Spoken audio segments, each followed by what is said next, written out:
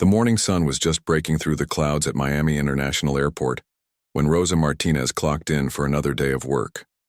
At 43 years old, she had been cleaning airplanes for what seemed like forever, though it had only been 3 weeks. Her uniform was simple, a blue polo shirt with the cleaning company logo and dark pants that wouldn't show dirt easily. She tied her hair back in a neat ponytail and grabbed her cleaning cart from the storage room. Rosa walked across the tarmac toward Gate 15, where a massive Boeing 737 waited for her attention. The airplane had just arrived from New York, and in 2 hours it would be taking off again with a full load of passengers heading to Los Angeles. That gave her exactly 90 minutes to make sure every seat was spotless, every surface sanitized, and every trash bin emptied. As she approached the aircraft, she could see the flight crew already on board, preparing for the next journey. Through the small windows, she watched them moving around the cabin, checking systems and getting ready for another busy day in the sky. Rosa had always been fascinated by airplanes. As a little girl, she used to lie on her back in her grandmother's yard, watching the planes fly overhead and dreaming about where they were going. She climbed the narrow stairs to the aircraft door, pulling her heavy cart behind her. The wheels made a soft rumbling sound as they rolled across the metal floor. Inside the cabin, 3 crew members were busy with their preparations. The captain was a tall man in his 50s with graying hair and gold stripes on his uniform sleeves. His name tag read, Captain Williams. He was studying some papers at a small table near the front of the plane. The co-pilot was younger, probably in his 30s, with short brown hair and a confident stride. His name was David Chen, according to the tag on his chest. He was checking switches and buttons in the cockpit, calling out numbers and codes that Rosa didn't understand but found interesting nonetheless. The flight attendant was a woman about Rosa's age, with perfectly styled blonde hair and bright red lipstick. Her name tag said Linda Thompson. She was counting blankets and checking the safety equipment in the overhead compartments. Her movements were quick and efficient, like someone who had done this job thousands of times. Rosa cleared her throat softly and spoke up. "Excuse me, I'm here to clean the cabin. Should I start in the back and work my way forward?" Captain Williams looked up from his papers with a slightly annoyed expression. He glanced at Rosa for barely a second before looking back down. "Yeah, whatever. Just try to stay out of our way. We have a schedule to keep." Linda didn't even acknowledge Rosa's presence. She continued counting blankets as if no one had spoken at all. David poked his head out of the cockpit and gave Rosa a quick nod before disappearing back inside. Rosa had worked many different jobs over the years, and she was used to being treated like she was invisible. It didn't bother her as much as it used to. She simply smiled, said, "Thank you," and began wheeling her cart toward the back of the airplane. The cabin was a mess. Passengers from the previous flight had left behind newspapers, coffee cups, food wrappers, and crumbs scattered across the seats. Some people had stuffed trash into the seat pockets, while others had simply dropped things on the floor. Rosa had seen worse, but this would definitely take some time to clean properly. She started with the overhead compartments, checking for any items that passengers might have forgotten. She found a pair of reading glasses, a phone charger, and a small child's toy. These items would need to be turned into the lost and found department. Rosa carefully placed them in a special bag that she would give to the gate agent later. As she worked, she could hear the crew members talking among themselves. They weren't trying to keep their voices down, and Rosa couldn't help but overhear their conversation. "Did you see that new memo from corporate?" Captain Williams was saying. "They want us to cut our turnaround time by another 5 minutes. As if we're not already pushing things to the limit." Linda groaned audibly. "These people in the office have no idea what it's really like up here. They sit behind their desks all day making decisions about things they've never actually done. The worst part is they keep hiring these cleaning crews that slow everything down," David added from the cockpit. "Half of them don't even speak English properly, and they take forever to do simple tasks." Rosa continued cleaning, pretending not to hear their comments. She had learned long ago that people often said things they probably shouldn't when they thought no one important was listening. She wiped down each seat carefully, checking the seat pockets for trash and making sure the tray tables were spotless. As she worked her way through the middle section of the plane, Rosa's attention was caught by something unusual. David had left his flight manual open on one of the seats, and she could see a checklist that didn't look quite right. Some items were marked as completed, but Rosa could tell from her position that certain switches in the cockpit hadn't actually been checked. Rosa had always been observant. It was a skill that had served her well in every job she'd ever had. People often underestimated her because of the work she did, but Rosa had a sharp mind and an excellent memory. She made a mental note of what she had seen and continued with her cleaning. "Excuse me," she said politely as she approached the area where Captain Williams was sitting. "I need to clean around here. Would it be possible for you to move for just a moment?" The captain looked up with clear irritation. "Can't you see I'm working on something important? This is flight planning, not something you would understand. Come back when I'm done." Rosa nodded respectfully.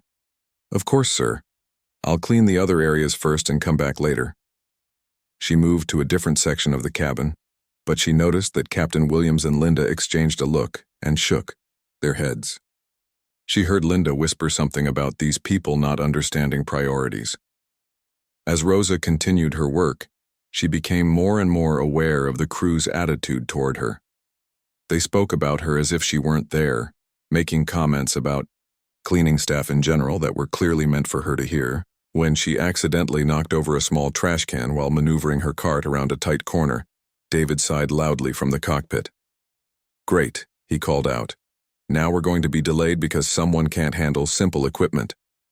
Rosa quickly picked up the few pieces of trash that had spilled and apologized. "I'm so sorry.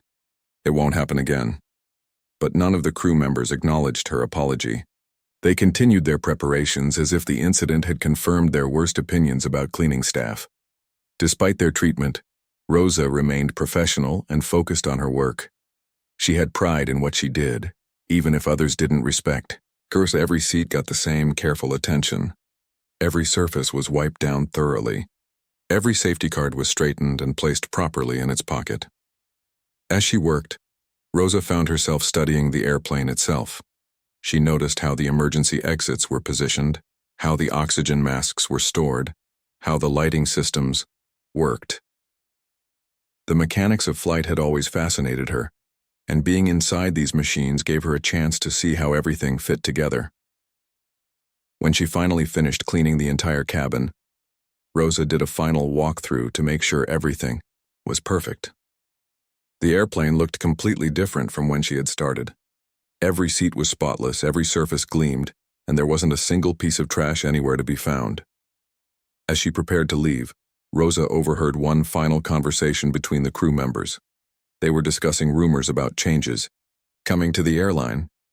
Apparently there were financial problems, and word was that new management might be taking over soon.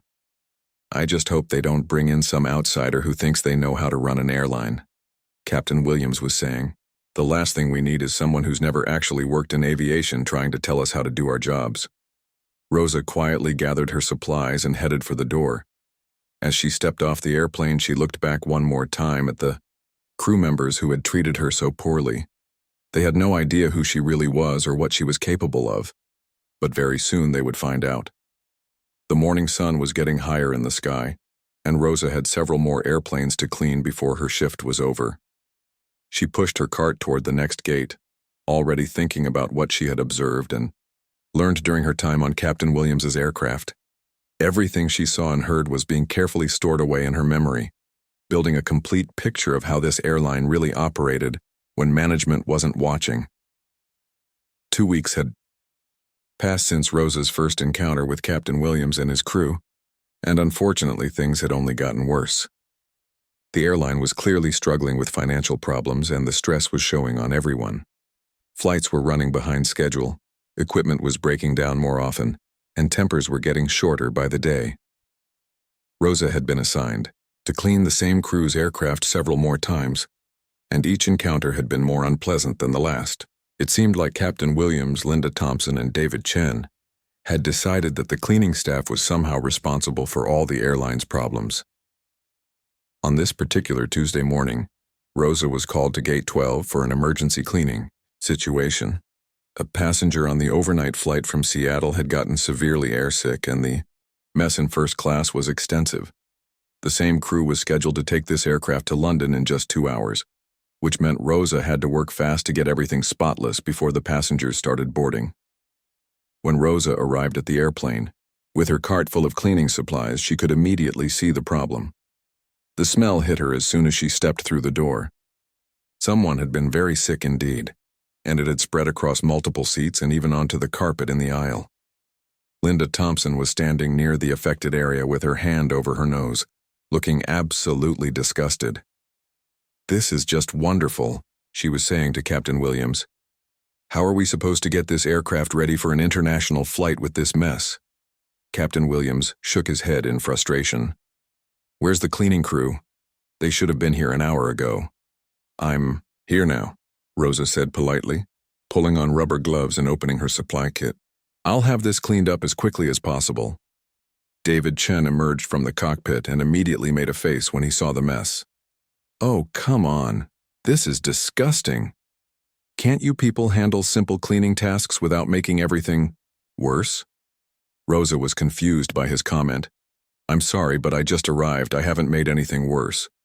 "Well, you'd better not," Linda snapped. "We have very important passengers on this flight, and if this aircraft isn't perfect, it's going to reflect badly on all of us." Rosa began working immediately, using special enzymes and disinfectants to break down the mess. It was unpleasant work, but she had dealt with similar situations before. The key was to be thorough and methodical, making sure that every trace of the problem was eliminated. As she worked, the crew members continued their conversation as if she weren't there. They were discussing their concerns about the airline's financial situation and complaining about management decisions. "I heard they're looking at cutting more routes," Captain Williams was saying, "and they want to reduce crew sizes on domestic flights." "That's insane," David replied.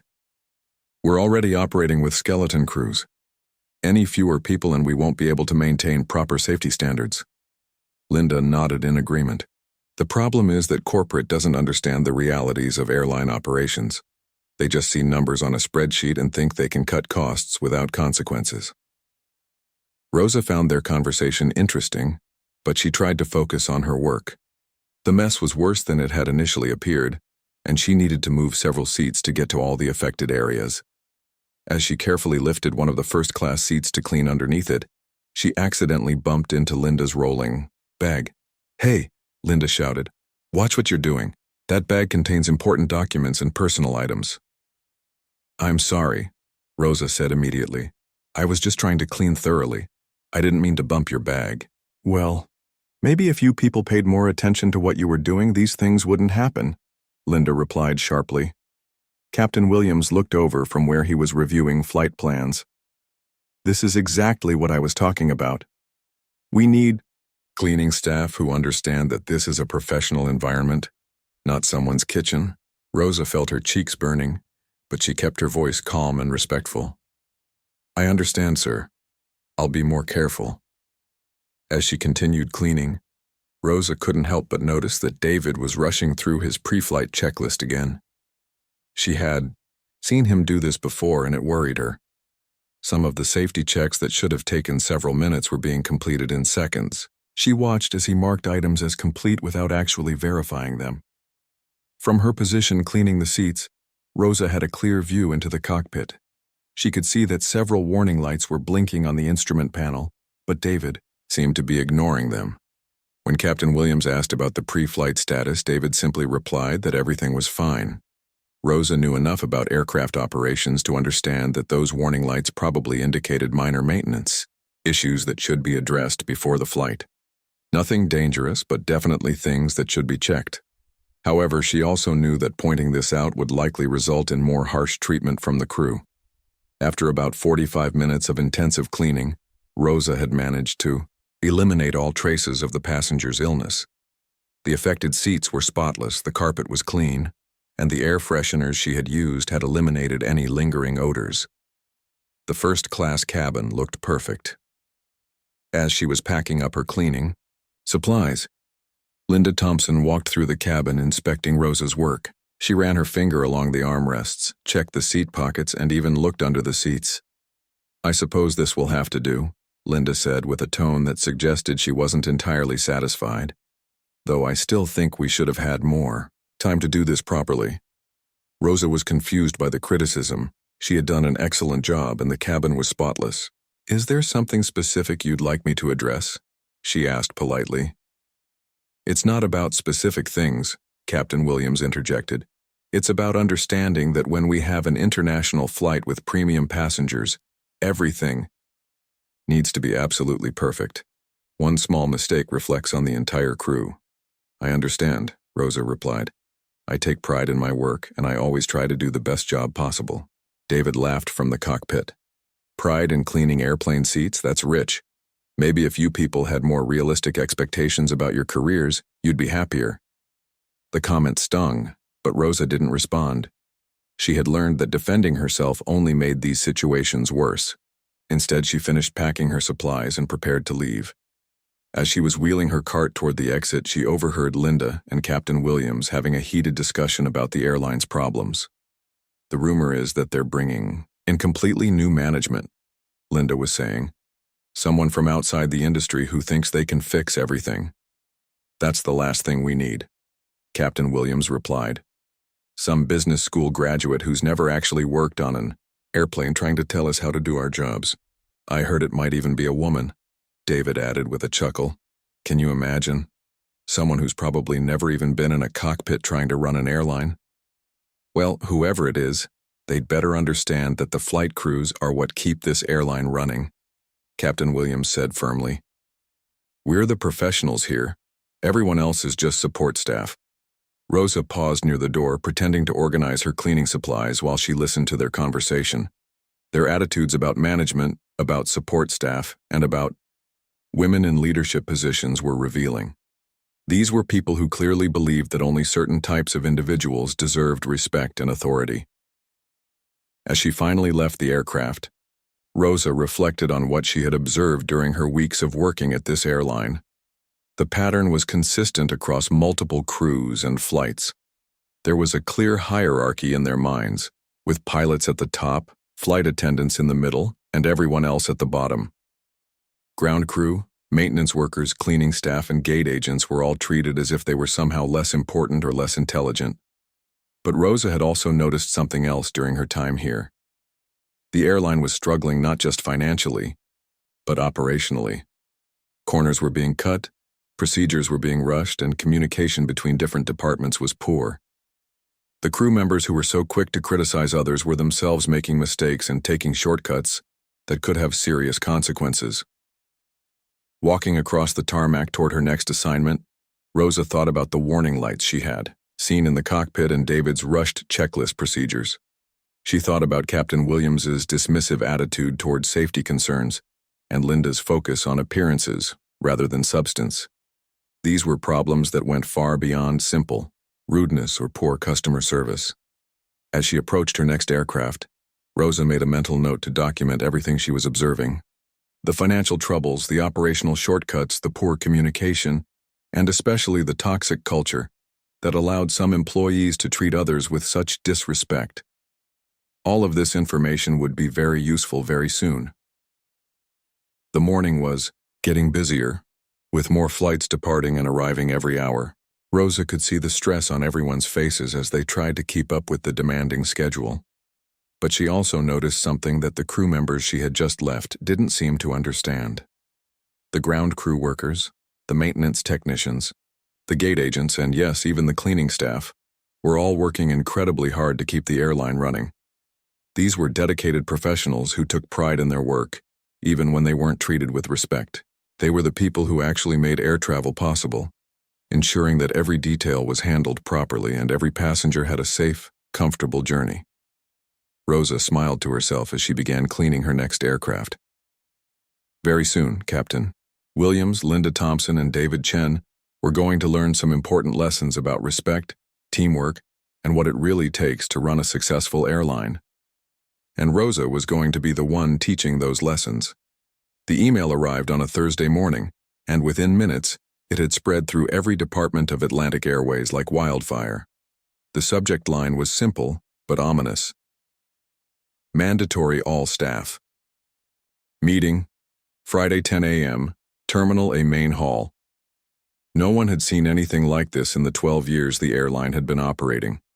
Rosa was cleaning a Boeing 757 when her supervisor, Mike Rodriguez, came hurrying up the jet bridge with his tablet in hand. His face was pale and he was breathing heavily as if he had been running. "Rosa, did you get the email?" he asked, even though he knew the cleaning staff didn't have company email addresses. "What email?" she replied, pausing in her work to give him her attention. Mike showed her the message on his tablet. "Everyone has to be at this meeting tomorrow. And I mean everyone. Pilots, flight attendants, mechanics, ground crew, security, cleaning, staff, gate agents, baggage handlers, everyone who works for Atlantic Airways." Rosa read the message carefully. It was signed by Mr. Harrison, the CEO who had founded the airline over a decade ago. The tone was serious and formal, very different from the casual updates they usually received about schedule changes or company picnics. "Do you think they're shutting down the airline?" Mike asked nervously. "I heard that 2 other regional carriers went out of business this month." "I don't know," Rosa replied thoughtfully. "But it must be something big if they're calling everyone together like this." Word of the meeting spread quickly throughout the airport. In the crew lounges, pilots and flight attendants huddled together, speculating about what the announcement might be. The maintenance crews gathered in their break room, sharing rumors they had heard from friends at other airlines. Even the passengers seemed to sense that something unusual was happening, as nervous energy filled the terminals. Captain Williams was in the pilot lounge when he heard about the meeting. He was sitting with Linda Thompson and David Chen, the same crew that had been so dismissive of Rosa over the past few weeks. "This doesn't sound good," Linda said, stirring her coffee anxiously. "Why would they call everyone together unless it was really bad news?" David nodded grimly. "I've been hearing rumors that our passenger numbers are way down this quarter, and with fuel costs going up, a lot of airlines are struggling." Captain Williams leaned back in his chair, trying to appear calm despite his own concerns. "Look, we're good at what we do. Even if there are changes coming, the company needs experienced pilots. They can't just replace us with anyone." "But what if they're selling the airline?" Linda asked. "New owners always want to bring in their own people. They might decide we're all too expensive." "That's why it's so important that we stick together," Captain Williams replied. "We're the professionals here. We're the ones who actually know how to operate an airline safely and efficiently. Whatever happens, management needs to remember that." Similar conversations were happening throughout the airport. In the baggage handling area, workers worried about whether their jobs would still exist next week. Gate agents wondered if new management would change their procedures and training. Food service workers in the terminal restaurants speculated about whether their contracts would be renewed. Rosa continued her work throughout the day, but she couldn't help noticing how the news was affecting everyone around her. People were distracted, worried, and some were even starting to clean out their lockers just in case. The normally busy atmosphere of the airport felt heavy with uncertainty. That evening, Rosa went home to her small apartment and spent time thinking about everything she had observed during her weeks at Atlantic Airways. She had seen the financial pressures, the operational problems, and the cultural issues that were holding the company back. She had also seen the dedication and hard work of employees at every level, even when they weren't being treated with respect. Friday morning arrived gray and drizzly, matching the mood of the hundreds of employees who were making their way to Terminal A. The main hall was usually used for passenger waiting areas, but all the regular seating had been removed and replaced with rows of folding chairs. A small stage had been set up at the front with a microphone and a large screen for presentations. Rosa arrived early and found a seat near the back of the room. She watched as her coworkers filed in, their faces showing a mixture of curiosity, anxiety, and resignation. The pilots and flight attendants sat together near the front, while the ground crew and support staff filled in the middle and back sections. Captain Williams, Linda, and David found seats in the third row, right behind the chief pilots and senior flight attendants. They continued their ongoing conversation about the changes they expected and how they planned to respond. "Whatever they tell us today, we need to make it clear that we're not going to accept any reduction in our benefits or working conditions," Captain Williams was saying. We're certified professionals, and we deserve to be treated as such. Linda nodded enthusiastically. Exactly. And if they're bringing in new management from outside the airline industry, they need to understand that you can't just change everything overnight. There are regulations, safety requirements, union contracts. It's not like running a regular business. David looked around the room at all the other employees. The problem is that there are too many people here who don't understand what really matters. They'll probably just agree to whatever management proposes because they don't want to lose their jobs. That's why it's important for those of us with real expertise to speak up, Captain Williams replied. Someone has to protect the integrity of airline operations. At exactly 10 o'clock, Mr. Harrison walked onto the stage. He was a tall, thin man in his 60s with gray hair and wire-rimmed glasses. He had started Atlantic Airways with 2 used airplanes and a dream of providing affordable air travel to smaller cities. Over the years, he had built the company into a regional carrier with 30 aircraft and routes throughout the southeastern United States. But today, Mr. Harrison looked tired and older than his years. He walked slowly to the microphone and looked out over the crowd of employees who had built his airline alongside him. Thank you all for coming, he began, his voice echoing through the large hall.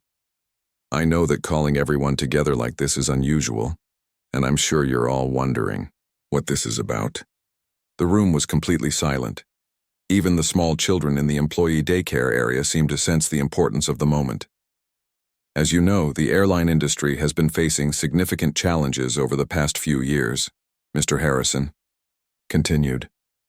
Rising fuel costs, increased competition, changing passenger preferences, and economic uncertainty have all affected our business. Several people in the audience shifted uncomfortably in their seats. This was sounding like the beginning of a layoff announcement or even a complete shutdown. Atlantic Airways has always prided itself on being a family company, Mr. Harrison said. We've tried to treat our employees fairly and provide good service to our passengers, but I have to be honest with you. We've been struggling financially. Captain Williams leaned over to Linda and whispered, I knew it. We're probably going to have to take pay cuts to keep the company afloat. Mr. Harrison paused and took a deep breath before continuing. After many sleepless nights and difficult conversations with the board of directors, I've made a decision that I never thought I would have to make. Due to my health concerns and the challenges facing our industry, I've decided to step down as CEO of Atlantic Airways. A murmur ran through the crowd. Some people had expected bad news, but not this. Mr. Harrison had been the face of the airline since its beginning, and it was hard to imagine the company without him. However, Mr. Harrison continued, raising his hand to quiet the crowd, I'm pleased to announce that Atlantic Airways will continue to operate under new ownership and leadership. We found an investor who believes in our mission and has the experience and resources to take us to the next level. The tension in the room eased slightly. At least the airline would continue operating, which meant most people would keep their jobs. The new owner has extensive experience in aviation operations and business management, Mr. Harrison said. She has a proven track record of turning around struggling companies while maintaining high standards of safety and customer service. Captain Williams raised his eyebrows. She? I wonder if this is someone from another airline. Our new CEO has actually been working with us for the past several weeks, observing our operations and getting to know our company from the inside, Mr. Harrison continued. She believes that the key to success in the airline industry is understanding every aspect of the business, from the cockpit to the ground crew to the passenger experience. People began looking around the room, trying to figure out who among them might be the new CEO. Some wondered if it was someone from the corporate office who had been keeping a low profile. She's particularly interested in creating a culture of respect and professionalism at every level of our organization, Mr. Harrison said. She believes that every employee, regardless of their position, deserves to be treated with dignity and has something valuable to contribute. Linda frowned. That sounds like typical corporate speak. They always talk about respecting employees right before they start making cuts. Ladies and gentlemen, Mr. Harrison said, his voice growing stronger, I'm proud to introduce the new owner and CEO of Atlantic Airways. Please welcome Rosa Martinez. The room fell completely silent for a moment. as if no one had quite heard why, to Mr. Harrison had said. Then, slowly, people began looking around, trying to spot someone they didn't recognize who might be the new CEO. From the back of the room, Rosa stood up from her chair. She was wearing a navy blue business suit instead of her usual cleaning uniform, and her hair was styled professionally. But her face was unmistakably familiar to hundreds of people in that room. Captain Williams's mouth fell open. Linda Thompson turned completely white. David Chen blinked rapidly, as if he thought he might be hallucinating. Rosa walked confidently down the center aisle toward the stage, her heels clicking on the concrete floor. Every eye in the room followed her progress.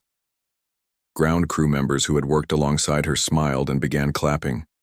Maintenance workers who had seen her dedication and attention to detail started cheering. But the pilots and flight attendants sat in stunned silence, trying to process what they were seeing. The woman they had dismissed as just a cleaner was walking onto the stage to become their new boss. As Rosa reached the front of the room and stepped onto the stage, the reality of the situation began to sink in for everyone. This wasn't just a change in management. This was a complete reversal of everything they thought they knew about their workplace hierarchy. Mr. Harrison shook Rosa's hand and passed her the microphone. She looked out over the crowd of employees, her gaze briefly meeting the shocked faces of Captain Williams, Linda, and David. "Good morning, everyone," Rosa said, her voice clear and confident. "I'm looking forward to working with all of you to build the future of Atlantic Airways." The silence in the room was deafening. Rosa stood at the microphone, looking out at hundreds of faces showing every emotion imaginable: shock, confusion, disbelief, and in some cases, genuine excitement. She could see Captain Williams in the third row, his face drained of all color. Linda Thompson was gripping the arms of her chair so tightly that her knuckles had turned white. David Chen was shaking his head slowly as if he could make this reality disappear. "I know this comes as a surprise to many of you," Rosa began, her voice steady and confident. "For the past month, I've had the unique opportunity to see Atlantic Airways from a perspective that most CEOs never get to experience. I've worked alongside many of you, observed our daily operations, and learned about the challenges we face as a company." She paused, letting her words sink in. In the back of the room, several maintenance workers were grinning and nudging each other. They had worked with Rosa and had always respected her work ethic and attention to detail. But toward the front, the pilot and flight attendant sections remained frozen in stunned silence. "Some of you may be wondering about my qualifications to lead this airline," Rosa continued. "Let me share a bit about my background. I spent 15 years as a commercial pilot, flying for both regional and major carriers. I held an airline transport pilot license and accumulated over 8,000 flight hours in various aircraft types." Captain Williams felt his stomach drop. This woman he had dismissed as uneducated and incompetent had more flight experience than some of his junior pilots. "After my flying career, I moved into airline operations management, where I spent 8 years overseeing everything from scheduling to maintenance to customer service. I then earned my MBA and spent the last 5 years as a consultant, helping struggling airlines identify problems and implement solutions." Linda Thompson closed her eyes, remembering every dismissive comment she had made, every time she had treated Rosa as if she were invisible or incompetent. The woman standing on that stage had more aviation experience than Linda would probably accumulate in her entire career. "When I learned that Atlantic Airways was facing financial difficulties, I saw an opportunity," Rosa continued. "Not just to invest in a struggling company, but to demonstrate that airlines can be successful while treating every employee with respect and dignity." She clicked a button, and the large screen behind her lit up with a presentation slide. It showed a graph of the airline's declining performance over the past 2 years, falling passenger numbers, increasing costs, and growing safety concerns. However, before making such a significant investment, I needed to understand exactly what was happening within our organization. I needed to see how we really operate when management isn't watching. So I spent 4 weeks working among you, observing our culture, our procedures, and our commitment to excellence. David Chen slumped in his chair, suddenly remembering all the shortcuts he had taken during his pre-flight checks. all the times he had rushed through safety procedures because he thought no one important was watching. What I discovered was both inspiring and concerning, Rosa said, advancing to the next slide. I found dedicated employees at every level who take pride in their work and are committed to passenger safety. Maintenance technicians who stay late to fix problems that could have waited until the next day. Gate agents who go out of their way to help confused travelers. Baggage handlers who treat every suitcase as if it belonged to their own family. Scattered applause broke out around the room as the ground crew and support staff realized they were being recognized and appreciated. But I also observed some troubling patterns, Rosa continued, her tone becoming more serious. I witnessed a culture where some employees believed that their positions entitled them to treat others with disrespect. I saw safety procedures being compromised in the name of convenience. I observed a breakdown in communication between different departments that was affecting our operational efficiency. The applause died away, and the room became tense again. Everyone knew that Rosa was about to get specific about what she had seen. I watched crew members rush through critical safety checks, marking items as complete without actually verifying them. I saw employees ignore warning indicators because addressing them would require extra time and effort. I witnessed supervisors make decisions based on schedule pressure rather than safety requirements. Captain Williams felt sweat forming on his forehead. He was starting to realize that Rosa had probably observed his crew specifically, and that she had seen things that could have serious consequences for their careers. Most concerning of all, Rosa said, looking directly at the pilot section, I observed a systematic pattern of disrespect toward support staff that not only created a toxic work environment, but also undermined the teamwork essential for safe airline operations. She clicked to the next slide, which showed safety statistics comparing Atlantic Airways to other regional carriers. Their numbers were worse in almost every category. An airline is not just pilots and flight attendants, Rosa said firmly. Every single person in this room plays a critical role in keeping our passengers safe and ensuring our success. The mechanic who notices a small problem and fixes it before it becomes a big one. The cleaner who spots a safety hazard that others missed. The baggage handler who secures cargo properly. The gate agent who catches a passenger trying to board the wrong flight. She paused and looked around the room, making eye contact with employees from different departments. But when we create an environment where some people are treated as less important or less intelligent than others, we lose the benefit of their knowledge and experience. We miss opportunities to prevent problems and improve our operations.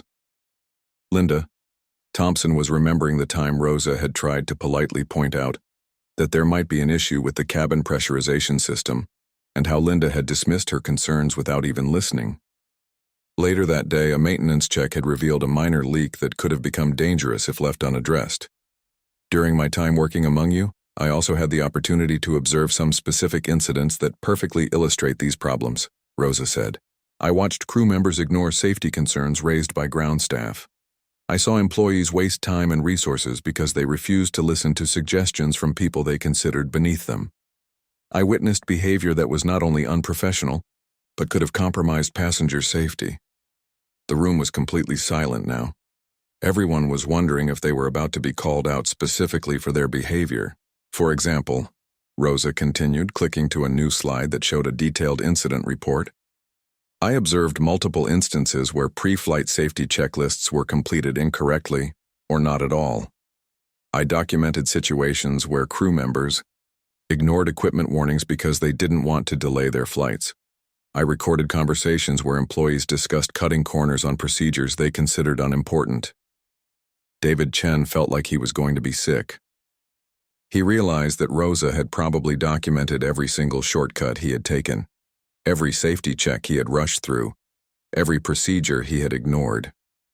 I also witnessed countless examples of employees treating their colleagues with disrespect, dismissiveness, and in some cases outright hostility, Rosa said.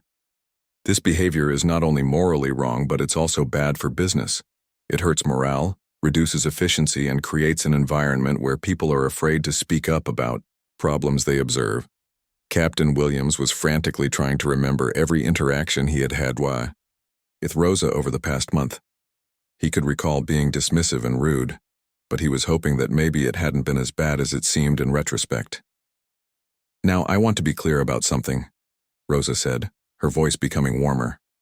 "I didn't conduct this undercover observation to catch people making mistakes or to find reasons to punish employees. I did it to understand how we can work together to build a better airline." Some of the tension in the room began to ease as people realized that Rosa wasn't about to start firing everyone who had treated her poorly. "The goal is not to blame individuals for problems that are often systemic," she continued. "Instead, I want to use what I've learned to create positive changes that will benefit everyone, our employees, our passengers, and our company's future." She clicked to a new slide that showed her vision for the airline's future. Improved safety records, better employee satisfaction, increased passenger loyalty, and sustainable profitability. "However," Rosa said, her tone becoming firm again, "there will be consequences for behavior that cannot continue. Employees who refuse to treat their colleagues with respect, who consistently ignore safety procedures, or who create a hostile work environment will need to find employment elsewhere." The pilots and flight attendants in the front rows shifted uncomfortably. They were starting to realize that their jobs might actually be in jeopardy if they didn't change their attitudes and behavior. But for those who are willing to embrace a culture of mutual respect, professional excellence, and teamwork, there will be tremendous opportunities for growth and advancement, Rosa continued. "We're going to invest in training, improve our equipment, expand our routes, and create an airline that people are proud to work for and excited to fly with." She looked directly at Captain Williams, Linda Thompson, and David Chen as she spoke. Her next words: "Starting Monday, I'll be meeting individually with department heads and crew leaders to discuss specific changes and expectations. These will be honest conversations about what I observed and what needs to improve. Some of these conversations will be easy, and some will be difficult." Captain Williams felt his heart pounding. He knew that his conversation with Rosa was going to be one of the difficult ones. "I want to end today by saying that I'm genuinely excited about the future of Atlantic Airways," Rosa said, smiling for the first time during her presentation. "We have talented, dedicated people throughout this organization. We have the potential to become not just a successful airline, but a model for how aviation companies should operate." She paused and looked around the room one more time. The question is, are you ready to be part of that transformation? The room erupted in applause, but it was clear that the enthusiasm was not evenly distributed. The ground crew, maintenance workers, and support staff were clapping enthusiastically and even cheering. Many of the gate agents and customer service representatives were smiling and nodding their approval, but in the pilot and flight attendant sections the response was much more subdued. Some were clapping politely, but others sat with their arms crossed, clearly struggling to process this dramatic change in their workplace dynamics. As the meeting concluded and people began filing out of the hall, small groups formed throughout the room. Some employees were excited about the changes and eager to see what would happen next. Others were nervous about how the new leadership would affect their daily routines. But everyone was talking about the same thing. The woman they had known as Rosa the cleaner was now Rosa the CEO, and nothing at Atlantic Airways would ever be the same again. Monday morning arrived with a mixture of anticipation and anxiety throughout Atlantic Airways. Rosa had spent the weekend in her new corner office reviewing personnel files, safety, reports, and operational data. She had also prepared for the individual meetings she would be conducting with key employees over the next several weeks. Her first meeting was scheduled for 8 a.m. with Captain Williams. As she waited in her office, Rosa reflected on the transformation that had taken place. Just a week ago, she had been pushing a cleaning cart through aircraft cabins. Now she was sitting behind a mahogany desk, preparing to reshape the entire culture of an airline. At exactly 8 o'clock, there was a knock on her door. "Come in," Rosa called out. Captain Williams entered slowly, his usual confident demeanor noticeably absent. He was wearing his full uniform with all his stripes and pins, as if trying to remind himself and Rosa of his professional status. But his face showed the strain of someone who had spent sleepless nights worrying about his future. "Please have a seat," Rosa said, gesturing to the chair across from her desk. She had deliberately chosen not to sit behind the desk during these meetings instead moving to a small conference table where they could speak more directly. Captain Williams sat down stiffly, his hands clasped tightly in his lap. "Mrs. Martinez," he began, "I want to start by saying—" Rosa held up her hand gently. "Before you say anything, let me share what I observed during my time working on your aircraft and around your crew." She opened a file folder that contained detailed notes from her weeks of observation. Captain Williams could see pages of handwritten observations, dates, and specific incidents. "Over the course of 4 weeks, I documented 17 separate instances where you or your crew treated support staff with disrespect," Rosa began. "These ranged from dismissive comments to outright hostile behavior toward people who were simply trying to do their jobs." Captain Williams felt his mouth go dry. He had hoped that maybe his behavior hadn't been as bad as he remembered, but Rosa's detailed documentation suggested otherwise, more concerning from a safety perspective. Rosa continued, "I observed multiple occasions where proper procedures were not followed. Pre-flight checklists were rushed or incomplete. Warning indicators were ignored. Safety concerns raised by ground crew were dismissed without investigation." She turned to a specific page in her notes.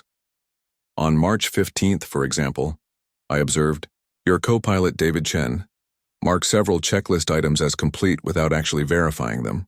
When I mentioned seeing warning lights in the cockpit, the concern was dismissed as something I wouldn't understand."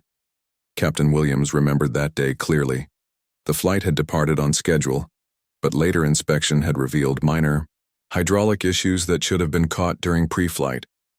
"I need you to understand something," Rosa said, looking directly at him. "This isn't about punishing you for being rude to me personally.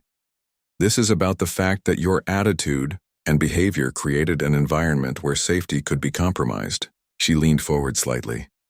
"When crew members believe that only certain people's opinions matter, when they dismiss concerns from ground staff or maintenance workers, when they prioritize their own convenience over proper procedures, that's when accidents happen."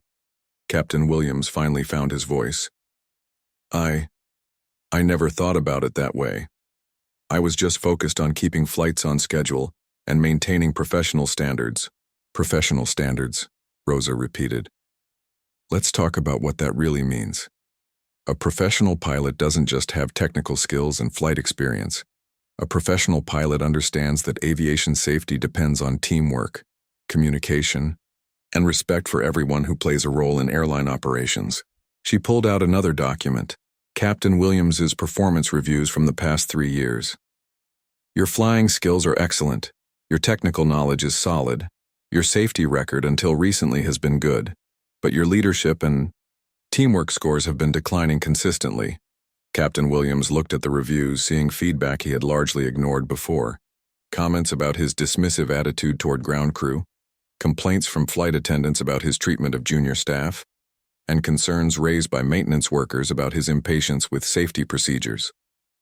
"So what happens now?" he asked quietly. Rosa closed the file and looked at him thoughtfully. "That depends on you. I'm not interested in destroying careers or punishing people for past mistakes. But I'm absolutely committed to creating a culture where every employee is treated with respect and where safety always comes first." She outlined her expectations clearly. Captain Williams would need to complete additional training on crew resource, management, and leadership skills. He would be required to work closely with a mentor pilot who exemplified the kind of professional behavior Rosa wanted to see. Most importantly, he would need to demonstrate genuine change in his attitude and actions. "If you're willing to embrace these changes and truly commit to being part of the solution, then you have a future here," Rosa said. "But if you're just going through the motions, or if you continue the same patterns of behavior, then we'll need to part ways." Captain Williams sat in silence for a moment, processing everything he had heard. Finally, he looked up at Rosa with what appeared to be genuine remorse. "I owe you an apology," he said. "Not just for how I treated you personally, but for the example I set for my crew, and for the way I've been approaching my job. I never realized how my attitude was affecting others, or potentially compromising safety." Rosa nodded. "Apology accepted, but words are easy. What I need to see is consistent change in behavior over time. The meeting concluded with Captain Williams agreeing to the training requirements and expressing his commitment to change. As he left Rosa's office, he looked like a man who had been given a second chance and was determined not to waste it. Rosa's next meeting was with Linda Thompson. The flight attendant entered the office looking nervous but defiant, as if she was preparing for a fight. "I suppose you're here to fire me," Linda said before she had even sat down. "Actually, I'm here to offer you an opportunity," Rosa replied calmly. "But first, let's discuss what I observed during my time working around your crew." The conversation with Linda followed a similar pattern to the one with Captain Williams. Rosa presented specific examples of unprofessional behavior, documented instances of disrespect toward support staff, and concerning attitudes about safety and teamwork. But Linda's response was different. As Rosa spoke, Linda began to tear up. "I'm so ashamed," she said. "I keep thinking about all the times I was rude to you and other people who were just trying to help. I don't know why I acted that way. Sometimes people fall into patterns of behavior without really thinking about the impact," Rosa said gently. "The question is, are you ready to change those patterns?" Linda nodded emphatically. "Yes, absolutely. I want to be better. I want to be the kind of person who lifts others up instead of putting them down." Rosa was encouraged by Linda's response. She outlined a development plan that included customer service training, leadership workshops, and mentoring opportunities. Linda would also be given chances to work directly with ground crew and support staff to better understand their roles and challenges. "I want to make you an offer," Rosa said as their meeting concluded. "I'm creating a new position, lead flight attendant for service excellence. This person would be responsible for training other flight attendants, developing customer service standards, and serving as a liaison between cabin crew and other departments." Linda's eyes widened. "You would consider me for a leadership position after everything I've done?" "I believe in second chances," Rosa replied. "And sometimes the people who have made mistakes in the past can become the strongest advocates for doing things right in the future." The meeting with David Chen was more challenging. Unlike Captain Williams and Linda, David seemed resentful rather than remorseful. He sat across from Rosa with his arms crossed, clearly unhappy about the entire situation. "I don't understand why we're having this conversation," he said. "I've never had any safety violations or passenger complaints. My performance reviews have always been satisfactory."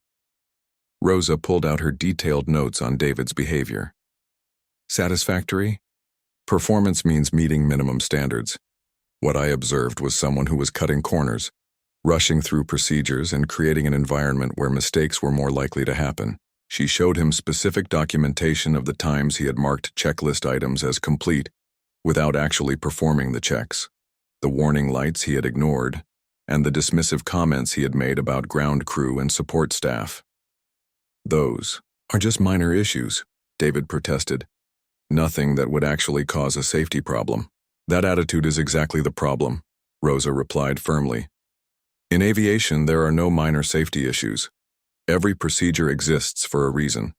Every warning light needs to be investigated. Every concern raised by any crew member needs to be taken seriously." David remained defensive throughout the meeting, arguing that he was being unfairly targeted and that his behavior was no different from other pilots. Rosa realized that unlike Captain Williams and Linda, David wasn't ready to acknowledge his mistakes or commit to change. "I'm going to be direct with you," Rosa said. "Your attitude and approach to safety procedures are incompatible with the standards I expect at this airline. You have two options: commit to significant changes in your behavior and complete extensive retraining, or find employment elsewhere." David chose to look for another job. Within 2 weeks, he had accepted a position with a cargo airline, muttering to anyone who would listen about how Atlantic Airways had become too politically correct under new management. Over the following months, Rosa implemented sweeping changes throughout the airline. She created cross-training programs so that employees from different departments could better understand each other's roles. She instituted regular safety meetings where any employee, regardless of position, could raise concerns without fear of retaliation. Most importantly, she established a culture where respect and professionalism were not just encouraged but required. Employees who treated their colleagues poorly were quickly counseled, retrained, or removed. Meanwhile, those who embraced the new culture found opportunities for advancement and recognition. Captain Williams became one of Rosa's strongest supporters. His transformation was dramatic and genuine. He began regularly consulting with ground crew about potential issues, took time to mentor junior pilots, and became known for his collaborative approach to problem-solving. Within a year, he was promoted to chief pilot. Linda Thompson thrived in her new leadership role. She developed training programs that became models for other airlines, and her emphasis on teamwork and respect helped transform the cabin crew culture.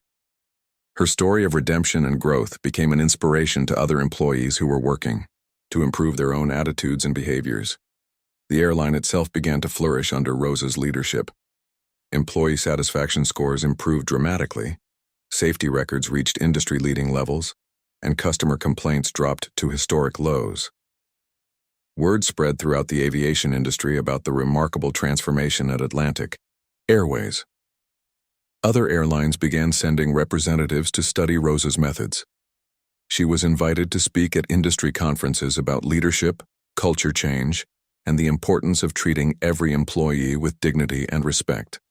But Rosa never forgot the lessons she had learned during her month working as a cleaner. She continued to spend time regularly with employees at every level of the organization, listening to their concerns and ideas. She maintained an open-door policy that was genuinely open to everyone, from senior pilots to part-time baggage handlers. The story of Rosa Martinez and Atlantic Airways became legendary in the aviation industry. It was a powerful reminder that true leadership means understanding your organization from every perspective, that respect should be universal, regardless of job title, and that sometimes the most profound changes come from the most unexpected places. Years later, when asked about her unconventional path to the CEO position, Rosa would smile and say, "You can learn more about a company in a month of cleaning its airplanes than in a year of reading its reports. And you can learn even more about people when they think you're not important enough to matter." The transformation of Atlantic Airways proved that with the right leadership, any organization can change its culture, improve its performance, and create an environment where every person is valued and respected. It showed that true professionalism isn't about titles or uniforms. It's about how you treat the people around you, especially those who can't help or hurt your career. Rosa Martinez had turned a struggling airline into an industry leader, but, more importantly, she had proven that respect, dignity, and genuine leadership could transform not just a company, but the lives of everyone who worked there.